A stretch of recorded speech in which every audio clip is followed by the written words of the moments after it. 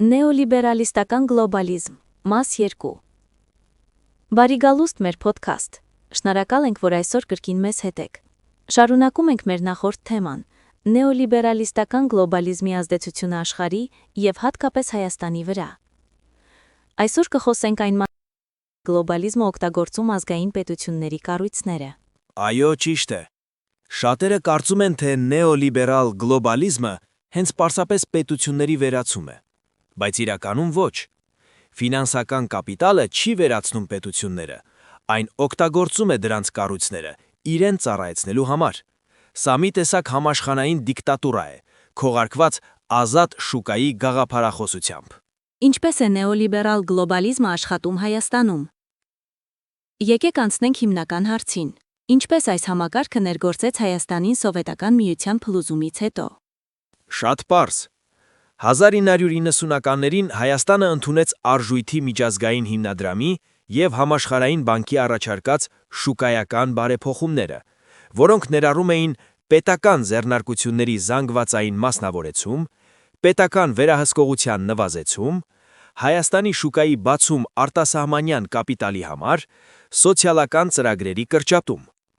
Արդյունքը՝ արդյունաբերության փլուզում, գործազրկության աճ, արտագաղթ, օլիգարխիկ համակարգի ձևավորում և ազգային արտադրության խեղդում։ Այո, և հենց այս գործընթացներն էլ Հայաստանը կախված դարձրեցին գլոբալ ֆինանսական կենտրոններից։ Ազգային տնտեսական ինքնուրույնությունը գրեթե վերացավ։ Քաղաքական ազդեցություն։ Նեոլիբերալիզմը միայն տնտեսությունը չէ, այն նաև քաղաքական գործընթացները վերահսկելու ձև ունի։ Վճռական որոշումները հաճախ կատարվում են արտաքին կենտրոնների պահանջներով։ Ժողովրդավարություն կոչվող համակարգը հաճախ ձևական է և ծառայում է կապիտալի շահերին։ Հայաստանի արտաքին քաղաքականությունն էլ կախված է գլոբալ խաղացողների շահերից։ Սա նշանակում է, որ քաղաքական ինքնիշխանությունն աստիճանաբար թուլանում է, և մենք ստանում ենք կախվածություն ոչ թե դասական տերություններից, այլ գլոբալ ֆինանսական համակարգից, որը գործում է ամբողջ աշխարհում։ Մշակութային և ազգային հետևանքներ։ Ամենացավալին իմ կարծիքով հենց մշակութային ազդեցությունն է։ Գլոբալիզմը Հայաստանում ձևավորում է մի մտածելակերպ, որտեղ արևմտյան կենցակերպը գովազդվում է որպես գերագույն արժեք։ Անհատականությունը դրվում է ընտանիքից և համայնքից վեր։ Ներմուծվում են մշակութային մոդելներ, որոնք մեր ինքնությանը չեն համապատասխանում։ Ազգային եկեղեցին և խորհրդանիշները քանդվում են ներկայացվում հնացած որպես։ Երիտասարդությունը դառնում է պասիվ, ապագայի նկատմամբ հուսահատ։ Դա ըստ էության մի սերունդ է ձևավորում, որը կտրվում է իր պատմական արմատներից և դառնում է գլոբալ սպառողական համակարգի մասնիկ։ Եվ վերջում սոցիալական կյանքը։ Ազատ շուկան վերաճեց օլիգարխիայի։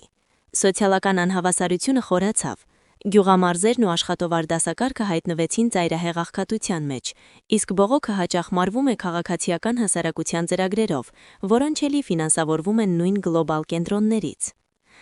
Այս ամենը ցույց է տալիս, թե որքան խորն է համակարգը ներթափանցել մեր հասարակական կառուցվածքի։ Շնորհակալ ենք, որ լսեցիք այս հաղորդումը։ Այս թեման ունի շարունակություն, և մենք այն կներկայացնենք առաջիկա թողարկումներում։ Հետևեք Շահումյան կազմակերպության ալիքին, որպեսզի ծանոթանաք թեմայի շարունակությանը, թե ինչ է իրականում կանգնած գլոբալիզացիոն գործընթացների հետևում։ Շնորհակալություն լսելու համար։